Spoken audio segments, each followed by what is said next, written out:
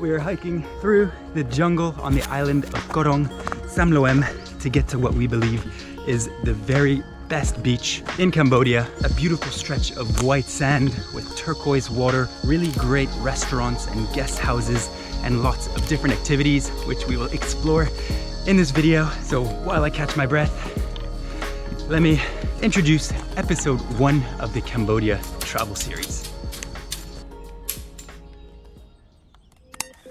Welcome to episode 1 of the Cambodia Travel Series. Over the past 16 months living and working in Cambodia, Dhaniella and myself have traveled far and frequently, and now we would like to share with you our plans, itineraries, together with some tricks and tips on how to travel Cambodia, one of the few Southeast Asian countries now open to tourism. Before showing you the beach, a quick note on how to get to the island of Korong Samloem. And chances are, if you're traveling through Cambodia, you will most likely be coming from Phnom Penh or Siem Reap. If so, you will need to get yourself to the city of Sihanoukville, a once beautiful Khmer seaside town turned into a big Chinese-owned casino city, but that's a topic for a future video. Anyway, it is from the city of Sihanoukville that you can catch the ferry to the islands, and take note there are 2 islands. Korong, the big brother island, and Korong Samloem or Sanloem. I've seen it written both ways. And in this video, we are going to Korong Samloem, the little sister island. We find this to be the much nicer of the 2 islands. Korong, the big brother island, much like Sihanoukville, is being turned upside down to make way for more casinos and also an airport. And to get to the city of Sihanoukville, there are several options. You can go by private taxi, that costs around $70, by minibus, by bus, and there's also night buses, which I personally find to be a little bit scary. Or if you have your own car or motorbike, there are parking facilities at the ferry port. Dhaniella and myself, we opted for a $9 minibus from Phnom Penh using Vbol Express. If you do choose to take the bus, do make sure to get the earliest bus possible, because they often arrive late and you don't want to miss the last boat to the island and end up having to stay overnight in Sihanoukville, unless of course you like to gamble. In terms of ferries, there's really 2 options or companies. The fastest is the speed ferry, which costs $22 return and takes around 45 minutes, or you can take the slightly slower Buva ferry for $12 one way, and both of these take you to Sarasan Bay. And if you do wish to visit both islands, you can of course catch a ferry from Khao Toch to Sarasan Bay, or if you're willing to pay a little extra, you can always negotiate a price with a local fishing boat and go to and from all the different beaches, which is what we ended up doing this year. We're pulling into Korong Samloem. It's good to be back. And once at Sarasan Bay on the island of Korong Samloem, you have to go on a 45-minute hike over the island, which looks a little like this. And so we begin the hike over the island. Okay, we're about halfway into the trek to get to Sunset Beach. Well, it turns into more of a hike right around here when you have to walk up this rubble path, and now it turns into jungle. So we'll be climbing over rocks and roots and all sorts, and the mosquitoes here can really be quite vicious. So do bring some mosquito spray. And you know you're getting close, well, when you're covered in a dozen mosquito bites, but more precisely when you can hear the sound of the sea. And as you get close enough through the trees, you start to see the beautiful white sandy beach. Oh, it's good to be back. And this right here is Robinson's, where we'll be spending our first 2 nights. Hey, I remember that dog. We come in peace. And here's our little home here in Robinson's. Gonna put down my stuff and take a dip in the sea.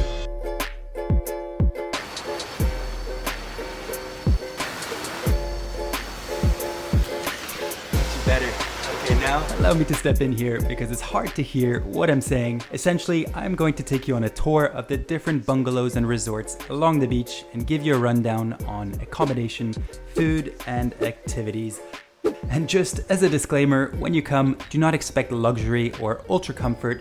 This is not what this beach is about. Sunset Beach is a place to disconnect and reconnect with nature. It's a cleanse from the chaotic city life where you can spend a couple days living like a beach bum, which can do the soul a whole lot of good. That being the case, with regards to accommodation, don't expect much more than a mosquito net to keep out the mosquitoes and a roof to keep out the monkeys. And yes, there are many monkeys causing havoc. Now, let's begin the tour of Sunset Beach. And our first stop is Robinson's. We stayed here last year, had a really good time, and we're here again this year. It's made up of a number of bungalows and luxury tents. We've got a bar over here with a great happy hour, a nice seating area, and then a restaurant up here. We've got some cute puppies. I thought we were friends. Robinson's, I would say, is the most family-friendly option, and we generally like starting our trip here as you don't have music blasting late into the night. So it's a great place if you just want to relax, recuperate, read a book, and recharge your batteries. As in the figure of speech, because electricity is not very reliable. Robinson's runs on solar panels and Wi-Fi is intermittent, so I wouldn't recommend working remotely from here, but this applies all across Sunset Beach. They also have a really nice selection of breakfast options and Khmer seafood options. And then in the evenings at sunsets, they have a happy hour with cheap cocktails, which draws everyone down from the other resorts. So it's a really good time to make new friends. And by now, I'm sure you probably guessed why they call it Sunset Beach, because almost every night, the west-facing beach has a beautiful sunset. And these right here are some of the sunsets from our latest trip.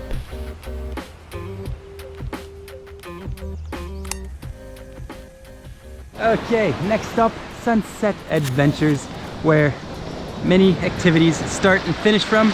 This includes a dive shop where you can get your PADI scuba diving certification, yoga classes, a Muay Thai training camp, organized rock climbing day trips. You can also rent kayaks and paddle out to some of the neighboring beaches, or go on an organized evening outing to see the bioluminescent plankton. You can, of course, just go snorkeling around Sunset Beach. If you swim up to the rocks that make up the bay, there you can find many different types of tropical fish.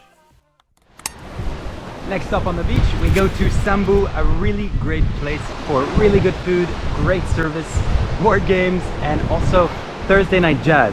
Sambu has both a restaurant and beach bungalows which have their own private bathrooms. We are yet to stay here, but we have had many delicious thin crust pizzas from the restaurant, which is under this incredible bamboo structure which has surprisingly good acoustics, making it a great place for live music.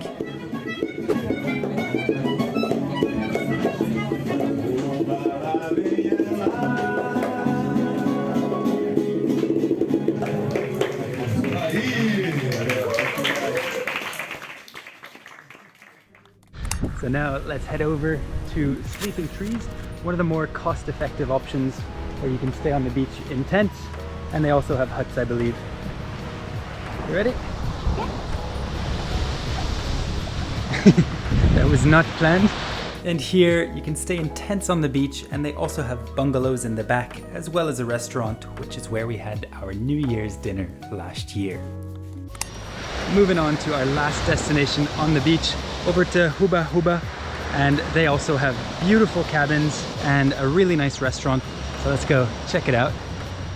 You can probably see by now that each and every resort has its own personal touch, and Huba Huba is no exception. This year, we spent most of our nights here. If you come, expect to wake up to Hawaiian tropical music, enjoy your breakfast with wooden utensils. They also have great fusion Mexican food, I think he called it, which included an apple and cranberry salsa chicken taco. There's also an outdoor gym and lots of fun little games one can play, some of which I don't know the name of. There's this one.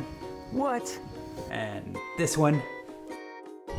So that's where the people hang out, and that's where the restaurant is in Huba Huba. And then you go right to the end of the beach, up into the jungle, and you've got some really beautiful cabins with nice sea views. So we're making our way into the jungle looking for our personal cabin. The place really is amazing. The guy, Cameron, and his mom, Canadian family that set this place up. The amount of work they've had to put into this is unfathomable. They have to bring most of the materials over from mainland. All the concrete materials, 15 kilometers of electricity cables. To run a place here, you really need to be a full stack entrepreneur, builder, maintenance person. Hats off to all the establishments along this beach. It really is incredible what they've made despite being so disconnected. And this right here is gonna be our cabin. Hey, it's so simple but so nice. That is it for Sunset Beach, and during your stay, you can of course go on day trips to some of the neighboring beaches. For example, we really enjoy Lazy Beach, a beautiful beach with a completely different look and feel to Sunset Beach. that is lined with coconut trees, and there's also a nice and relaxing restaurant. To get there, you can either paddle over in a kayak or you can go on a similar hike that you did to get to Sunset Beach. And if you keep going a little further, you can get to the Korong Samloem lighthouse, which offers a great vantage point over the island.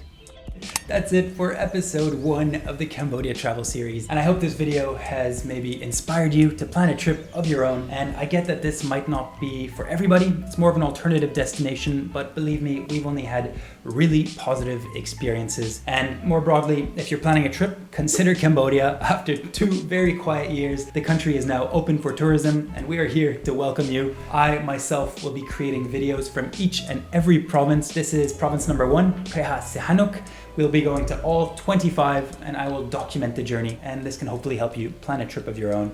So consider liking and subscribing to this video. Next up, episode 2 will be something a little different. You can follow us along as we go on a big cycle touring adventure across Cambodia. Yeah, that's it.